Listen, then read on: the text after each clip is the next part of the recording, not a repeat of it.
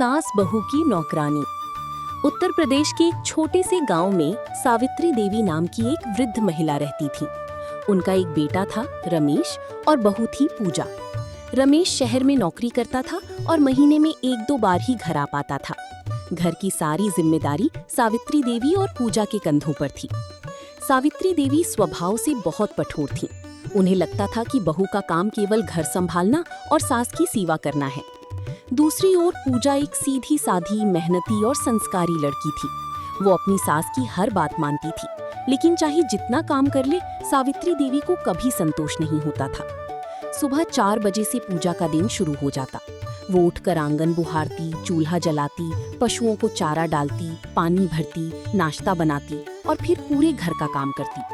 लेकिन सास हर समय उसमें कोई ना कोई कमी निकाल ही देती थी। अरे पूजा, रोटियां गोल क्यों नहीं बनी? बहू, आंगन ठीक से नहीं बुहारा, तू दिन भर करती क्या है? पूजा चुपचाप सब सुन ली थी। उसे लगता था कि शायद एक दिन उसकी मेहनत देखकर सास का दिल बदल जाएगा। एक दिन गांव में खबर फैली कि एक गरीब विधवा महिला अपनी छोटी बेटी के साथ काम की तलाश में घूम रही है। उसका नाम कमला था।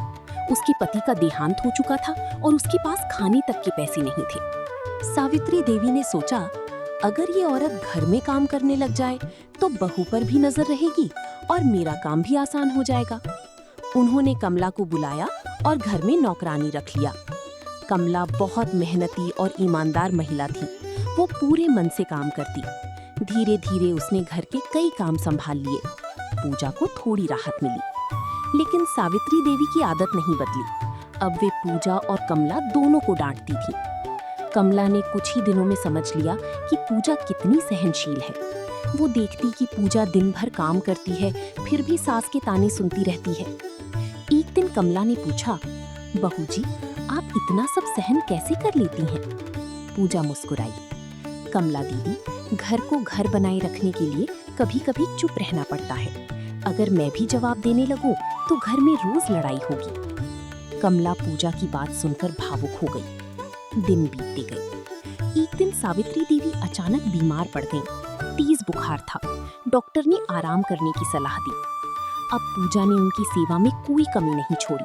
वो रात रात भर जागती, दवा देती, खाना बनाती और उनकी देखभाल करती। कमला ये सब देख रही थी। एक रात सावित्री देवी की आंख खुली तो उन्होंने देखा कि पूजा उनके पैरों की मालिश करते करते वहीं बैठी सो गई थी। उस समय पहली बार उनके मन में विचार आया कि ये लड़की आखिर इतनी सेवा क्यों करती है। लेकिन उनका अहंकार अभी भी पूरी तरह नहीं टूटा था। कुछ दिनों बाद गांव में एक धार्मिक आयोजन हुआ। सावित्री देवी भी वहां गई। वहां एक संत प्रवचन दे रहे थे। संत ने कहा, जिस घर में बहू को बेटी का सम्मान नहीं मिलता, उस घर की खुशियां धीरे धीरे समाप्त हो जाती हैं। और जो बहू सास को माँ समझकर सेवा करती है, वो वास्तव में घर की लक्ष्मी होती है। ये बातें सीधे सावित्री देवी के दिल में उतर गईं। उन्हें अपने व्यवहार पर पछतावा होने लगा। उसी शाम घर लौटकर उन्होंने देखा कि पूजा और कमला दोनों मिलकर रसोई में काम कर रही थीं और हंसती हुई बातें कर रही थीं। उन्हें महसूस हुआ कि जिन लोगों को उन्होंने हमेशा डांटा, वही लोग उनके लिए सबसे ज्यादा समर्पित हैं।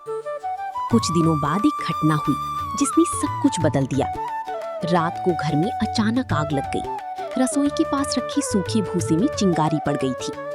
सावित्री देवी उस समय अपने कमरे में सो रही थी। पूजा ने जैसे ही धुआं देखा, वो दौड़ पड़ी। उसने अपनी जान की परवाह किए बिना कमरे में घुसकर सावित्री देवी को बाहर निकाला। कमला ने भी मदद की और गांव वालों को बुलाया। काफी मेहनत के बाद आग बुझाई गई। अगले दिन पूरे गांव में पूजा की बहादुरी की चर्चा थी। सावित्री देवी की आंखों में आंसू थे। उन्होंने पहली बार सबके सामने कहा, आज मेरी जान मेरी बहू ने बचाई है।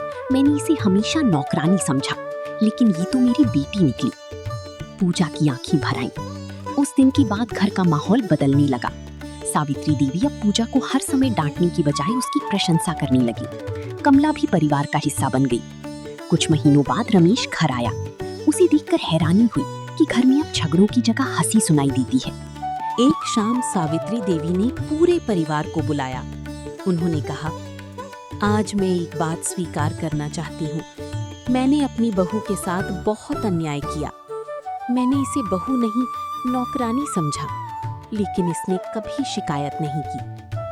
फिर उन्होंने पूजा का हाथ पकड़कर कहा, आज से तू मेरी बहू नहीं, मेरी बेटी है। घर में सभी की आंखें नम हो गईं। कमला भी भावुक होकर रो पड़ी। सावित्री देवी ने कमला की ओर देखकर कहा, तुमने भी इस घर को संभालने में बहुत साथ दिया है। अब तुम हमारे लिए नौकरानी नहीं, परिवार की सदस्य हो। समय बीतता गया, घर में खुशियां लौट आईं। सावित्री देवी का स्वभाव भी बदल गया। अब वे गांव की दूसरी महिलाओं को भी समझाती कि बहू को नौकरानी नहीं, बेटी समझना चाहिए। पूजा की मेहनत, सहनशीलता और प्रेम ने आखिरकार पत्थर जैसे दिल को भी पिघला दिया। और उस घर में जहाँ कभी ताने और शिकायतें गूंजती थीं, अब प्रेम, सम्मान और अपनापन बस गया था। शिक्षा, बहू घर की नौकरानी नहीं होती, वो उस घर की बेटी और लक्ष्मी होती है। सम्मान